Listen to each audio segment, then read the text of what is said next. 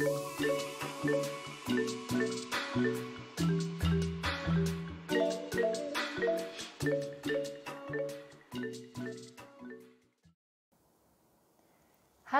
ketemu saya lagi, Dr. Faradi Saduri, selaku owner dan dokter penanggung jawab dari Klinik Paradise Parisuda. Kali ini, saya akan berbagi informasi mengenai problem akne, atau kita sebut juga dengan jerawat. Akne atau jerawat adalah sebuah infeksi yang terjadi pada saluran pilosebaceus, atau biasa kita sebut dengan pori-pori, yang disebabkan oleh bakteri yang bernama Propionibacterium acne. Jerawat cenderung terjadi pada area-area tertentu, yaitu wajah, leher, dada, lengan bagian atas, dan juga dapat terjadi pada area punggung. Bagaimana jerawat dapat terjadi? Jerawat dapat terjadi oleh karena beberapa faktor. Yang pertama, peningkatan produksi sebum atau peningkatan produksi minyak. Seperti kita tahu, di dalam saluran pori-pori terdapat kelenjar minyak. Setiap orang berbeda-beda jumlah produksi minyaknya. Ada beberapa faktor yang dapat memicu peningkatan produksi minyak. Faktor yang kedua, hiperkornifikasi atau sumbatan pada saluran pori-pori oleh karena sel kulit mati dan minyak. Seperti kita tahu bahwa 28 hari sekali sel kulit akan mengalami regenerasi kulit. Sel kulit yang tidak beregenerasi akan menyumbat saluran pori-pori sehingga dapat memicu bengkak. Biasanya kita sebut dengan komedo. Sumbatan pori-pori juga dapat disebabkan oleh faktor dari luar. Contohnya penggunaan make up, kotoran yang menumpuk di wajah, dan keringat. Faktor penyebab yang ketiga yaitu peningkatan jumlah bakteri akne. Sebenarnya secara normal di kulit kita terdapat bakteri, tetapi dengan jumlah yang normal. Tetapi karena beberapa hal seperti sumbatan pori-pori, kebersihan kulit yang kurang, maka bakteri dapat berkembang biak sehingga memicu timbulnya infeksi jerawat. Faktor penyebab jerawat yang keempat yaitu faktor genetik. Kecenderungan berjerawat, ukuran pori-pori, dan aktivitas produksi kelenjar minyak dapat diturunkan dari orang tua.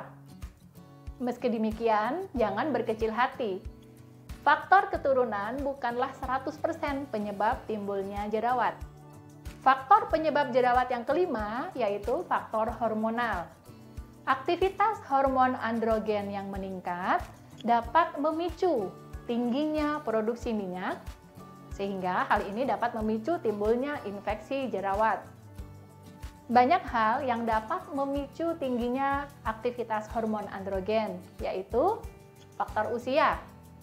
Biasanya usia puber atau mulai usia 12-13 tahun hingga 35 tahun, aktivitas hormon androgen cenderung meningkat. Berikutnya, faktor hormonal kontrasepsi, faktor menstruasi, dan stres. Stres fisik ataupun stres psikis. Faktor penyebab jerawat yang keenam yaitu faktor makanan dan minuman. Makanan dan minuman yang tinggi lemak serta tinggi gula dapat memicu peningkatan produksi sebum atau minyak. Hal ini akhirnya memicu timbulnya infeksi jerawat. Apa saja sih contoh makanan, minuman tinggi lemak serta tinggi gula? Yang pertama, goreng-gorengan karena mengandung minyak.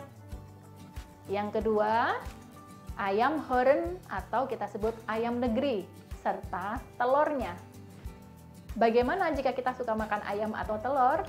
Maka solusinya kita dapat mengganti dengan ayam kampung atau telur kampung yang mana kandungan lemaknya lebih kecil daripada ayam horen atau telur horen. Kemudian keju, susu full cream, bebek, konsumsi karbohidrat yang berlebihan, makanan cepat saji atau fast food, serta minuman dalam kemasan yang cenderung mengandung gula tinggi. Faktor penyebab jerawat yang ketujuh yaitu faktor kosmetik. Penggunaan kosmetik yang tebal dapat memicu sumbatan pada pori-pori. Akhirnya, memicu timbulnya infeksi jerawat.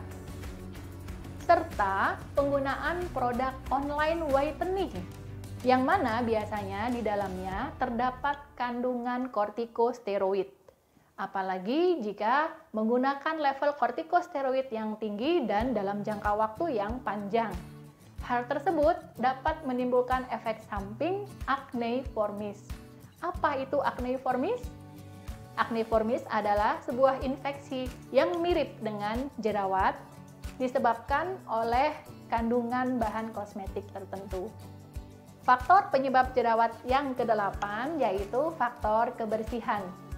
Kulit yang kotor dapat memicu sumbatan pori-pori, sehingga memicu timbulnya infeksi jerawat. Oleh karena itu, kita harus rajin membersihkan kulit wajah setiap selesai beraktivitas, tentunya dengan menggunakan produk skincare yang tepat, sesuai dengan problem kita. Dan juga, kita dapat melakukan perawatan penunjang untuk membersihkan kulit wajah secara lebih optimal, yaitu dengan cara facial atau chemical peeling. Nah, sekarang kita bahas mengenai level atau tingkatan jerawat. Level yang pertama adalah level jerawat yang paling ringan. Biasanya hanya ditandai dengan komedo-komedo, baik komedo putih ataupun komedo hitam. Biasanya ketika diraba, kulit wajah terasa kasar. Level jerawat yang kedua ditandai dengan komedo, papul atau benjolan kecil, serta pustul atau yang berisi nanah.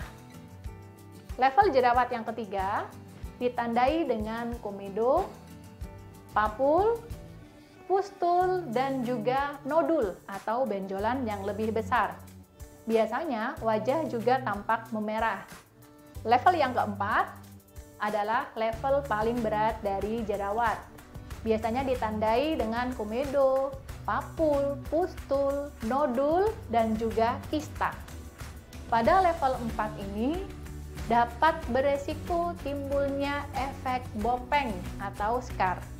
Yang mana kita tahu bahwa bopeng atau scar tersebut cenderung permanen dan kita memerlukan tindakan lebih lanjut untuk mengatasi bopeng tersebut. Contohnya seperti laser ataupun perawatan microneedle. Oleh karena itu, diperlukan kecepatan dan ketepatan dalam pengobatan jerawat agar infeksi jerawat tidak berkembang menjadi level yang lebih berat, sehingga resiko bopeng dapat diminimalisir. Nah, setelah tahu mengenai apa itu jerawat, faktor-faktor penyebab jerawat, serta level-level dari jerawat, sekarang saya akan memberikan tips bagaimana cara mengatasi jerawat. Tips mengatasi jerawat yang pertama, kontrol produksi minyak. Kita dapat mengontrol produksi minyak secara mandiri melalui beberapa cara. Yang pertama, hindari stres. Baik stres fisik seperti kecapean ataupun kurang tidur, dan stres psikis. Yang kedua, kontrol makanan dan minuman tinggi lemak dan tinggi gula. Serta lakukan olahraga secara rutin. Mengapa? Olahraga secara rutin dapat mengontrol aktivitas hormon androgen di dalam tubuh kita. Tips yang kedua, mencegah sumbatan pada pori-pori. Gunakan produk skincare yang tepat. Yang kedua, melakukan facial. Yang ketiga, chemical peeling. Tips mengatasi jerawat yang ketiga, jaga kebersihan kulit.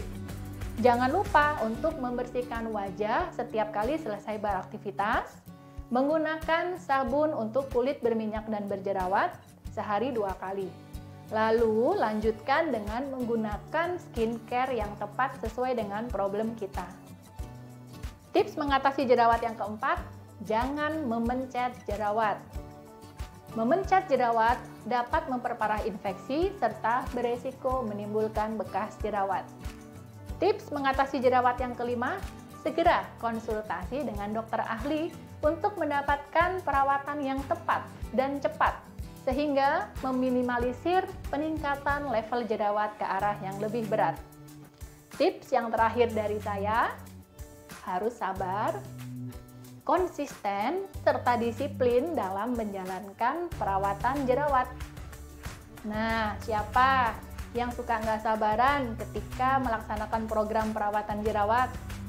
Atau siapa yang suka gonta-ganti produk perawatan, padahal perawatannya belum selesai atau belum sembuh?